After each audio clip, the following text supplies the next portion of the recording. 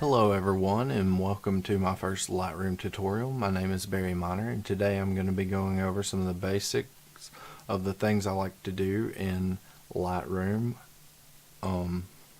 Right now you're looking at the finished product that we will work our way to from our raw file in just a moment. Anyway, here we go. Of course, obviously, you're going to need to first go out and shoot your photos, get them on your computer, import them into Lightroom, choose the one you want to edit, and then open it up in the Develop module. And after you've done that, what I like to start by doing is come over here to Camera Calibration, select Profile, Camera Landscape when it's a landscape photo, and that changes the color profile. I'll work my way up from there. Make a stop by Lens Corrections. Under the Profile tab, I click Enable Profile Corrections, and what this does, it detects what lens you were using based on what the camera recorded in its data, and it makes those necessary corrections for that lens. So from there, I like to click on Color, and I click Remove Chromatic Aberration.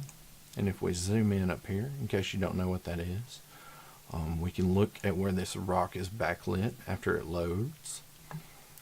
And when I uncheck Remove Chromatic Aberration, you can see how this shows up there.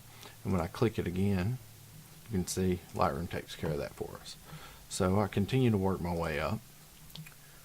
Under the Detail tab, I like to change luminance noise reduction to 30.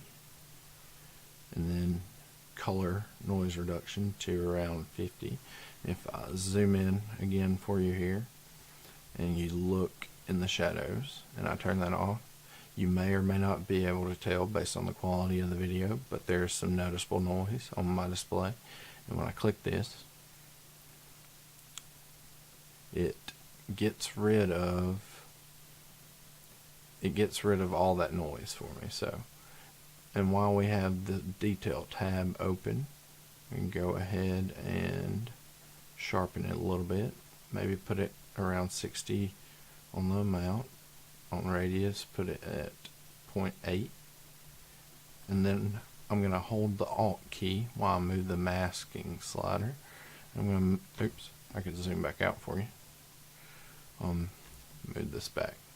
Alright, hold the Alt key while I move the masking slider and get it around 50. That way the parts that are supposed to be smooth remain smooth and it doesn't sharpen those parts, and it sharpens more of the edges.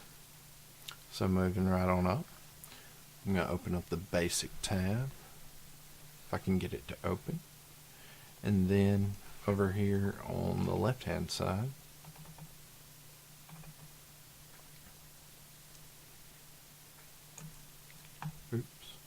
over here on the left hand side, you can see Lightroom has established some presets for us. So the three I like are Auto Tone, Medium Contrast Curve, and Punch. We're going to start by adding some Punch, and that gives us some clarity and some vibrance.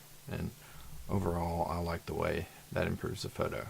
Then I click Medium Contrast Curve, and then I go ahead and click Auto Tone just to see what the computer says it would do.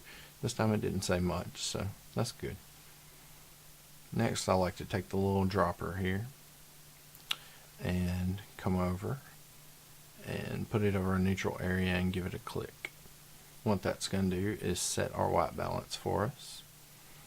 And it's a little more yellow than I like, so I'm going to move it down towards the blue. Yeah, that looks nice. Alright, next thing I like to do is come over here to Highlights and move it to -100. Move shadows plus 100. What this does is it extracts all the detail from the brighter and darker parts throughout the image, but you can see that leaves us with sort of a flat image. So from here, I like to come down to set my white and black point, hold the Alt key, move the black slider to the left until you see some black showing up, and then that's good. And then I hold Alt key and move the white slider up a little bit, not too much, maybe about there. And if I scroll down and show you what we just did, it went from like that to like that. But there's still a little more detail that I want to show there. So I'm going to come over here to shadows. I'm just going to gently move that down. Alright, and that looks nice. So that would be the basic changes that I would make to any given photo. If you guys have any questions, don't hesitate to comment. If you have any ideas on what you'd like to see in future videos, let me know.